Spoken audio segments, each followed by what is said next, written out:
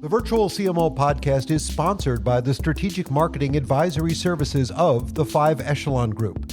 If you'd like to work directly with the Five Echelon Group and discuss how fractional CMO services can help optimize your business, enhance marketing effectiveness, and grow revenue, visit fiveechelon.com. That's FIVEECHELON.com to learn more and schedule a free consultation. Welcome to the Virtual CMO podcast. I'm your host, Eric Dickman. Today's episode is a bit different, and I must say, rather experimental. We're diving into the fascinating world of AI narration using Google's cutting-edge Notebook LM AI voices. Recently, I shared my thoughts about marketing technical products and services in an article on LinkedIn, and I thought it would be interesting to have this content interpreted by AI narrators. What you're about to hear is an AI-powered exploration of those ideas. The only information I provided to the AI was a link to the blog. Everything else the LM did on its own. Before we begin, I want to mention that while the narration is AI-generated, the content and ideas are very much human, drawn from my own experiences and observations in the marketing world. I'm curious to hear what you think about this format, so feel free to contact me on LinkedIn or through our website. The links will be in the show notes. Let's dive in and explore this intersection of human insight and artificial intelligence. All right, so we're diving deep into marketing technical products today. And we've got this great article called The Key to Marketing Technical Products and Services to help us. Perfect. Yeah, we're going to pull out all the best bits for you guys. The biggest takeaway, I think, is that even though showing off your technical know-how is super important, Right? focusing only on tech specs can actually make your reach smaller. Kind of like trying to explain how awesome a symphony is by just talking about the frequencies of the notes. Exactly. You miss the emotional impact. You lose the feeling. Yeah. The author Eric Dickman, he argues that a lot of companies get stuck there. Mm-hmm. Thinking that a technical audience only wants super technical info. So does that mean we should, dumb it down? Not at all. It's more about realizing that people are coming to this with different levels of understanding. Okay. Some people are already familiar with the tech and others are just starting to explore it. So how do you create content that actually speaks to both of those groups? That's where this wider net approach comes in. Yeah. The article breaks down content into 3 stages that kind of mirror the buyer's journey. Yeah. Awareness, consideration, and decision. Okay. I like it. Break it down for me. All right, so awareness, that's the hook you're trying to grab their attention. Get them interested without overwhelming them with jargon. Got it. Imagine blog posts about common industry problems or ebooks that highlight emerging trends. You could even use infographics to break down those complex ideas. So basically, you're showing them you get their problems before you even mention your product. Exactly. You're establishing yourself as an expert, someone who can guide them. Okay, makes sense. Not just trying to make a sale. So then how do you move them into the consideration stage once you've got their attention? Then you can start bringing in some more technical details, but you still want to find the right balance.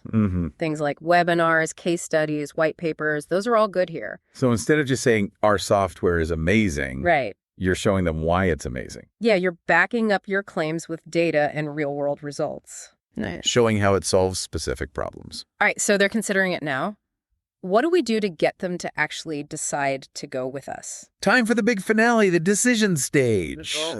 This is where you got to give them that extra boost of confidence. Okay. Product demos are great here because people can actually see the product in action. Detailed comparison guides can be super helpful too. Right, so they can see how you stack up against the competition. Yep. And testimonials. Ooh, yeah. Those are so powerful. Those are key. Give them that social proof. It's like word of mouth on steroids. Exactly. It makes a huge difference. This is great stuff, but honestly, it feels like a lot to manage. It can be. But the article actually suggests repurposing content. Okay. If you have a really detailed white paper, break it down into a series of blog posts, each one focusing on a different part. Or turn those blog posts into snippets for social media. So you're getting more mileage out of your work. Exactly. And don't forget about storytelling. Yeah. But we're talking about technical products. Even technical products solve human problems. Sure. You can weave stories into your content, like case studies with specific customers or anecdotes about how your product has made a difference. So you're making it more relatable and engaging. Exactly. Stories help people connect with your brand on a deeper level. Okay, I'm starting to see the bigger picture here. Good. This article also mentions something called a fractional CMO. What is that? It's basically like a marketing expert who works with several businesses part-time. Interesting. They offer strategic guidance and support, kind of like having a CMO on demand. So like if a company can't afford a full-time CMO, they could use one of these. Yeah, exactly. The author Eric Dickman actually describes himself as a fractional CMO. Interesting. And he mentions his company has a virtual CMO offering as well. Not totally sure what that is, but it probably involves the same kind of strategic marketing help. Makes sense. But delivered online. This has been super helpful. I'm really starting to understand how to market technical products in a more effective way. It's not just about throwing a bunch of jargon at people. Right. It's about creating content that connects with them where they are. Okay, so we've covered the basics of this wider net approach Yes. and different types of content for each stage. Uh-huh. What should we tackle next? Let's dive into some more specific tactics and examples for creating that content. Okay, let's do it. I think we can really make this actionable for people Perfect. and help them take their marketing to the next level. Love it. Okay, so let's get a little more practical. Yeah, let's break this down. We've been talking about this wider net approach, Right. but what does it actually look like to create good content for each stage of that buyer's journey? Yeah, how do we hook people in the awareness stage without getting too technical? Okay, so think about your audience. What are their pain points? Okay. So let's say you're selling project management software. Maybe your audience is struggling with teams that are disorganized or they're missing deadlines. That's similar. So you could write a blog post called something like 5 Signs Your Team Needs a Project Management Overhaul. Ooh, I like that. It speaks directly to their problems without even mentioning your software. Right. You're giving them something useful up front. Exactly. What about if you're selling cybersecurity software? You could do an infographic. Okay. Something like The Alarming Rise of Data Breaches in Healthcare. People love visuals. And that title really taps into a fear. For sure. And ebooks are great for giving more in-depth information. Okay. So say you're selling a CRM system, you could have an ebook called The Ultimate Guide to Optimizing Your Sales Funnel. I like it so you're positioning yourself as a helpful resource. Exactly. Not just someone trying to make a sale. Right. Right. So they're aware of you and what you do. How do we move them into that consideration stage? That's when you want to bring out the case studies. Oh, yeah. People love those. They want to see how your product has helped other people. Makes sense. But don't just list features. You got to tell a story. Okay, give me an example. All right. So let's say you sell software that helps streamline manufacturing processes. Okay. Find a customer who's gotten great results. Okay. Maybe they reduced errors by like 50% or increased output by 20%. Wow. And then tell their story. Talk about their challenges and how your software helped them overcome them. That makes it feel real, you know? Yeah, exactly. Then about white papers, aren't those kind of boring? They can be if they're not done well. Right. The key is to share original research or insights that make you look like a thought leader. Gotcha. So let's say you're selling AI-powered marketing automation software. You could write a white paper called The Future of Personalized Marketing, How AI is Transforming Customer Engagement. Ooh, that sounds interesting. Something like that. Okay, so now we're at the decision stage. They're almost ready to buy. What do we do? It's time for a product demo. Oh. Let them actually see your software in action. Like a test drive. Yeah, exactly. I like it. And make sure the demo is tailored to their needs and pain points. So they can really see how it would work for them. Exactly. What about comparison guides? Those are good too if they're still thinking about other options. You can lay it all out and show them why you're the best choice. And testimonials are super important here too, right? Absolutely. They want to know other people are happy with your product. Right. It's like having a friend recommend something. Exactly. It gives them that extra reassurance. Okay, so we've talked about creating all this content. But how do you manage it all? You got to repurpose it. What does that mean? So remember that case study about the manufacturing company? Yeah, the one who streamlined their process? Exactly. Okay. Don't just put it on your website and forget about it. Right. Turn it into a blog post that highlights the main takeaways.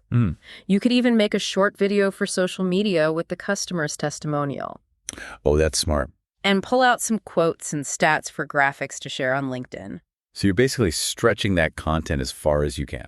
Yep, you're maximizing its impact without having to start from scratch. Okay, that's a good strategy. And you can do this with all kinds of content, like white papers, webinars, even blog posts can be turned into social media posts or email newsletters. It's like a content recycling program. More like a content amplifier. Okay, I like that. And remember, even with all this digital stuff, the human touch is still important. Right, we talked about storytelling earlier. Exactly. But how do you actually do that with technical products? You got to remember that even the most complex technology serves a human purpose. Okay. So don't be afraid to show that human side. So instead of just listing the features of your cybersecurity software, Right. you could tell a story about a business owner who got hit by a data breach Exactly. and how your software helped them get back on their feet. You're selling peace of mind, security, efficiency, all those emotional benefits. That makes it more compelling. And when you connect with people on that emotional level, it makes a big difference. This has been super helpful. I'm feeling much more confident about marketing technical products now. Good. I'm glad. It's not just about being super techy. Right. It's about understanding your audience and giving them what they need. Exactly. You got it. Okay, so we've talked a lot about creating awesome content. We have. But how do we actually know if it's working? That's where measuring your results comes in. You don't want to just put it out there and hope for the best. Right. You got to track key metrics to see what's resonating and what's not. So what are some of those metrics? What should we be looking at? Well, website traffic is a good place to start. Okay. Are people actually finding your content? Makes sense. So look at things like page views, unique visitors, bounce rate. Bounce rate. What's that? So that's how many people are leaving your site quickly. Oh, so like if they click on a page and then immediately leave? Exactly. It might mean your content isn't grabbing them. Okay, so traffic is important, but it's not the whole story. Right. We also got to look at lead generation. Are people giving you their contact info? So like downloading an ebook or signing up for a webinar. Yep. That means they're interested enough to take the next step. So it's a good sign. And then, of course, we want to see how many of those leads actually become customers. Right. Yeah. Because at the end of the day, we want results. Exactly. It's all about driving business. But that's not just about your website, right? Social media is important too. Oh, for sure. Social media is huge. So what are we tracking there? Well, you want to see people sharing your posts, liking them, commenting, that kind of stuff. Engagement, basically. Yeah, exactly. It means your content is hitting the mark. And helps get the word out. Exactly. Builds awareness and credibility. Okay, so we're looking at website traffic, leads conversions, social media engagement. It's a lot. That is a lot of data. What do we do with all of it? Well, that's where the analysis comes in. You got to look for patterns, see what's working and what needs to be tweaked. So like if a blog post is getting tons of traffic, but no one's clicking on the call to action. Yeah. Maybe we need to change the call to action. Exactly. Or if a certain type of social media post is killing it, you want to do more of that. So the data helps us make better decisions. It's like a compass. It guides you. I like that because the world of marketing is constantly changing. Always. You got to be able to adapt. That's the key. Well, this has been a really insightful deep dive. It has. I feel like I have a much better understanding of how to market technical products. Good. I'm glad. It's not just about being super technical.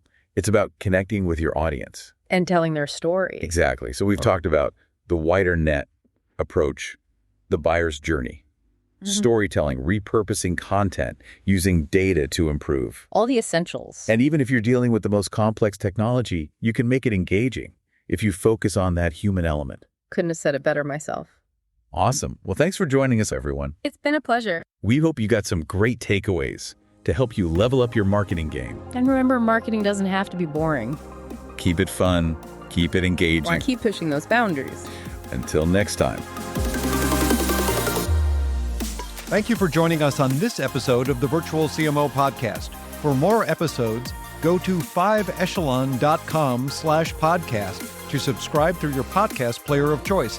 And if you'd like to develop consistent lead flow and a highly effective marketing strategy, visit 5echelon.com to learn more about our Virtual CMO consulting services.